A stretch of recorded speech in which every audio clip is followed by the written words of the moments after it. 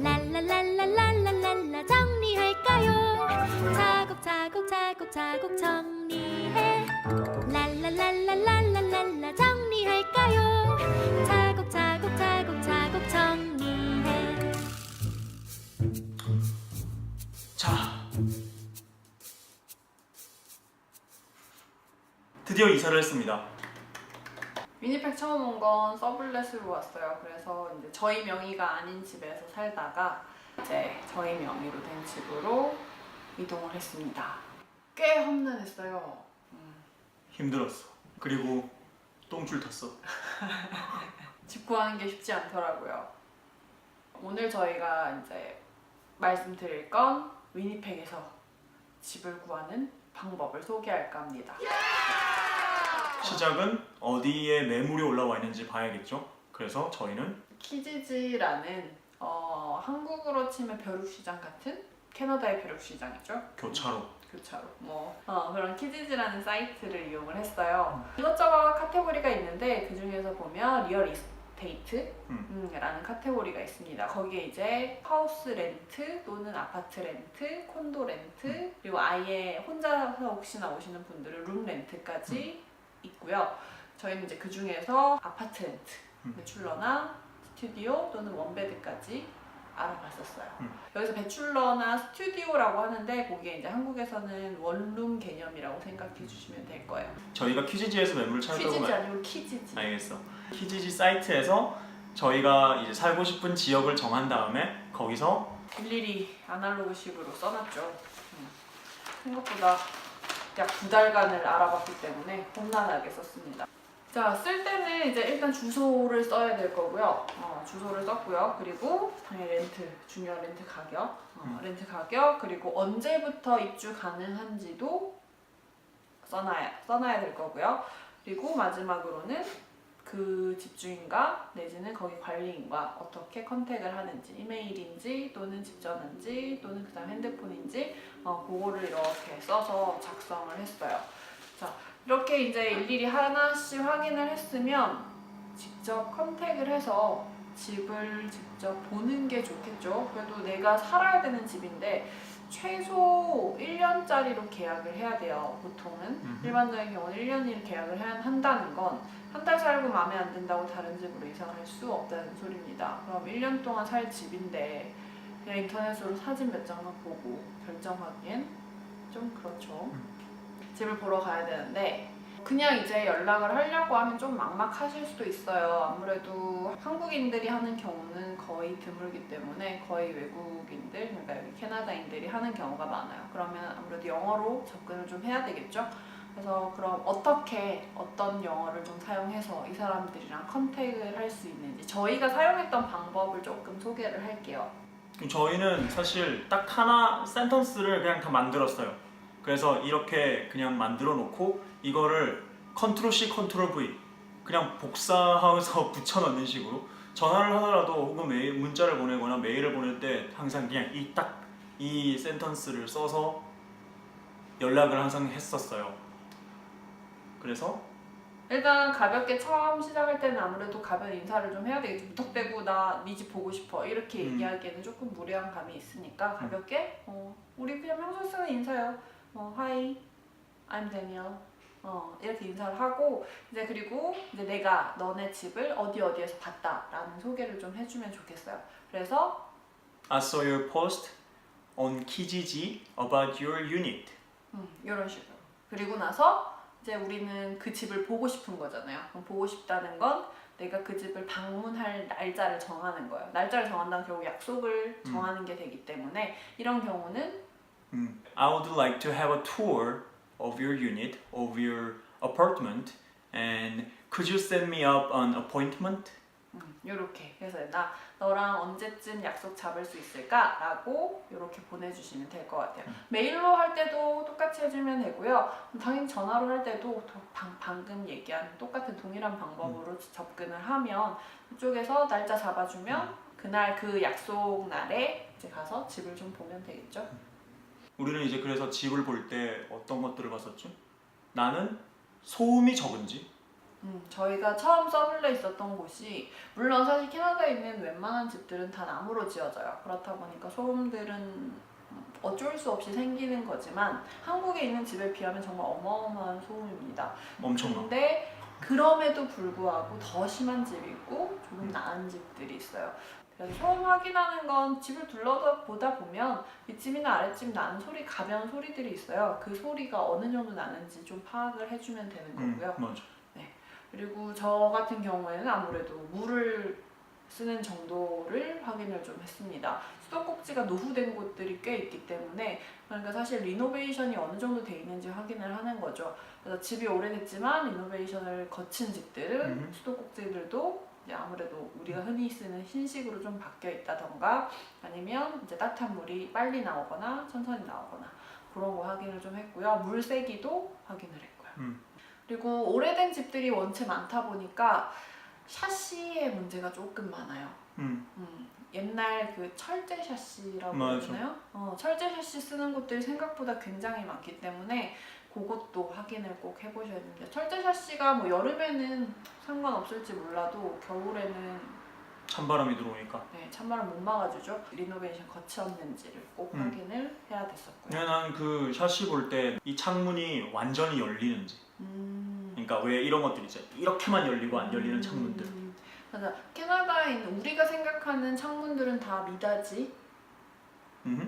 근데 여기는 되게 다양한 창문들이 있어요. 그래서 그 창문이 어떤 식으로 열리는지도 확인을 해야 돼. 그리고 창이 심지어 아예 열리지 않는 창문들도 꽤 있고요. 그래서 그런 것도 왜냐면 창문이 있어야 그나마 환기를 좀 할 수 있기 때문에 창문의 여부가 생각보다 중요하죠. 그리고 내는 집세에 인클루드 돼 있는 게 뭔지는 보통 인터넷으로 미리 확인을 할 수 있는데 그럼에도 불구하고 한 번 더 확인 과정은 거쳐야 돼요. 더블 체크해야 돼. 네. 보통은 이제 물은 거의 웬만해서 포함돼 있고요. 전기는 거의 웬만해서 포함 안 돼 있다고 보시면 돼요. 그럼 나머지 이제 두 개가 뭐냐? 인터넷과 그리고 또 하나 히팅이에요. 난방. 딴 것보다 히팅이 포함되어 있는 경우가 정말 절약을 할 수 있는 방법이라고 합니다. 그리고 대부분의 집들은 세탁기를 가지고 있지 않아요. 그래서 보통 공동구역이 존재를 하는데 공동구역은 코인을 쓰거나 카드를 쓰는 방식입니다. 근데 뭐 코인을 쓰든 카드를 쓰는 건 상관이 없는데 얼마인지가 중요하죠. 그래서 보통은 1달러 50센트에서 2달러 정도? 그 정도 선이긴 한데 또 일주일에 최소 한 번 정도는 세탁을 하는 입장에서 더 하는 것 같아. 일주일에 한 두세 번 하는 것 같아. 그렇죠. 입장에서 심지어 드라이까지 해야 되는데 생각보다 비용에서 많은 부분을 차지하고 그렇죠. 있어. 한 번 세탁하면 한 4달러 정도가 그냥 나가기 때문에 그것도 좀 중점적으로 봤어야 됐고요. 이제 이렇게까지 해서 마음에 드는 아파트나 집을 한 곳을 정하셨어요. 그러면 그 다음에는 해야 되는 게 이제 집에 어플리케이션을 제출을 해야 돼요. 대부분의 캐나다 아파트들은 개인이 소유한 경우는 사실 거의 없어요. 극히 드문. 거의 대부분이 큰 회사가 몇 개 아파트를 짓고 그거에 대한 관리를 합니다. 리얼터 회사들이 굉장히 많아요. 굉장히 많은데 자주 만날 수 있는 큰 회사들 몇 개 얘기하자면 서섹스가 좀 많이 보이는 편이죠. 많이 보였어. 보고 있고 그리고 저 타월스라는 데도 있고요. 문제는 그 리얼터 회사들 사무실은 아파트가 굉장히 동떨어진 데 있기 때문에 어플리케이션을 인터넷으로 제출할 수 있는 제도를 시행하고 있는 곳이 몇몇 회사들이 있어요. 근데 절대 그러지 마시고요. 번거롭더라도 사무실을 꼭 찾아가세요. 사무실에서 아무리 대기표 받고 오래 기다린다 하더라도 직접 가서 얼굴 맞대면 하면서 어플리케이션 제출하고 하는 게 중요해요.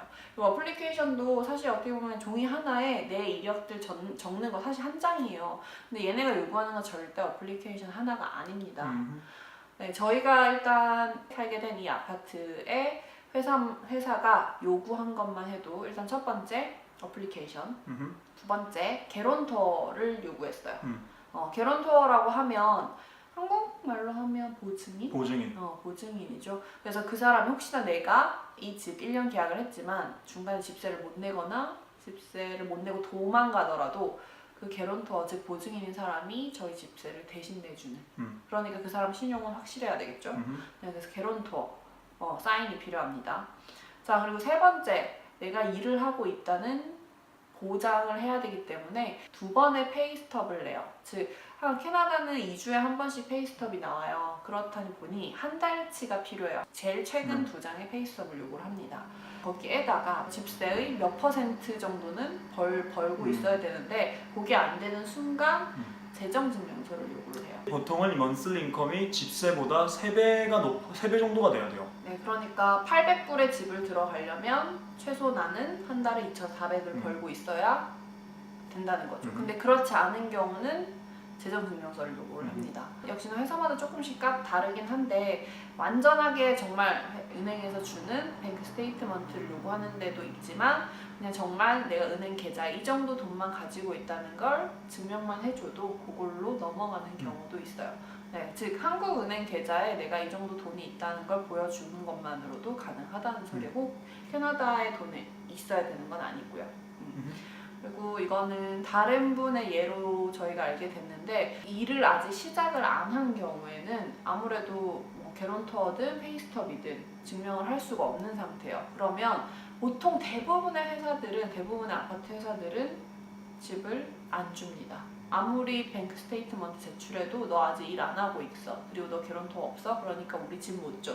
라고 하는데 간혹 몇몇 회사들은 뭐 4달치에서 5달치를 한 번에 렌트비를 낸다면 보증금 개념으로. 보증금 개념으로 우리나라로 친다면 낸다면 집을 렌탈을 가능하게 해주겠다 하는 곳도 있다고 해요. 근데 거의 극히 드물다고 생각하시면 돼요. 처음에 이제 위니페그로 온다면 일단은 홈스테이나 또는 룸렌트를 하면서 일을 먼저 구해서 최소 한 달 정도를 일을 해야 페이스톱이 나오기 때문에 그렇게 진행을 하는 게 조금 더 수월한 방법이지 않을까 싶습니다. 정말 오랜 기다림 끝에 그 어플리케이션이 통과가 됐어요. 네. 회사에서는 비즈니스 데이 3에서 5일 정도라고 했지만 거의 2주 기다렸죠. 왜냐면 비즈니스 데이로 5일이 됐는데도 도저히 연락이 없어서 저희는 다시 한 번 더 사무실을 찾아갔습니다. 맞아, 다시 찾아갔다 그래. 네. 찾아갔더니 그제서야 사실 이미 신용 체크 다 끝났더라고요. 끝났는데도 그냥 미룬 거예요, 일을. 연락을 안 줬어요. 자기네들은 일 안 급하니까 집 구하는 입장이 아니니까 급할 게 없는 거예요. 내일 결정해도 되고 모레 결정해도 별반 급할 게 없는 거예요. 급한 건 저희만 급한 거죠. 그러니까 아까도 말씀드렸다시피 찾아가세요. 저희도 그 생각해보니까 그래, 떠올렸어. 찾아가니까 그날 바로 어플리케이션 끝냈어요. 그래서 그날 이제 너네 굿투고 해서 이렇게 바로 이 아파트 그럼 우리가 들어가는 거다 라고 이렇게 확정까지 사인을 했죠. 그날 안 찾아갔으면 10일이 걸릴지 더 걸릴지 보장이 못해요. 왜냐면 그 사람들 급할 게 없으니까. 오피스를 조금 귀찮게 해서 어떻게든 하는 게 좀 빨리 진행할 수 있는 방법인 것 같아요.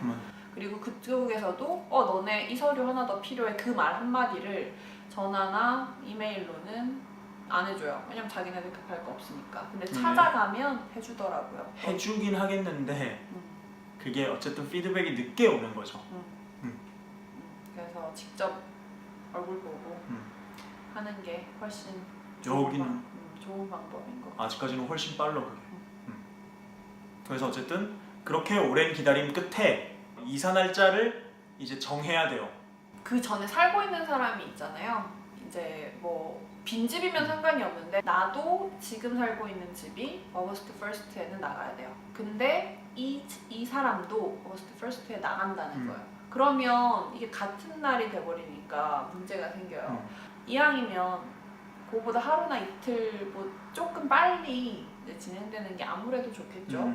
네, 그래서 이제 이전에 살고 있는 사람과 컨택을 좀 하거나 아니면 케어테이커와 이제 조금 컨택을 합니다. 그래서 우리는 조금 하루 정도나 이틀 정도 일찍 가고 싶은데 지금 우리가 이사갈 집에 살고 있는 그 사람은 언제 나간다니? 라고 케어테이커랑 연락을 취하면 돼요. 케어테이커 번호는 어플리케이션을 마무리 지을 때 케어테이커랑 프로퍼티 매니저의 전화번호를 다 받게 되는 것 같더라고요.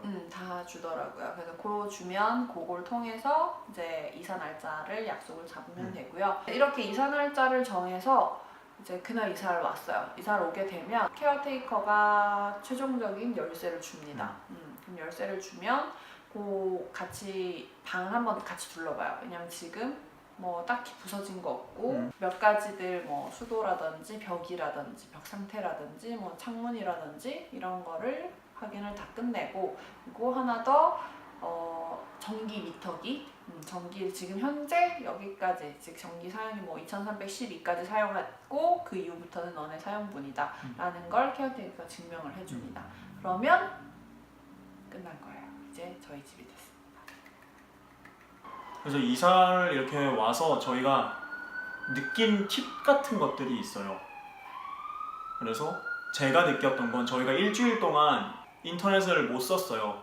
여기는 인터넷 한번 신청하면 네, 또 비즈니스 데이 5일 걸립니다.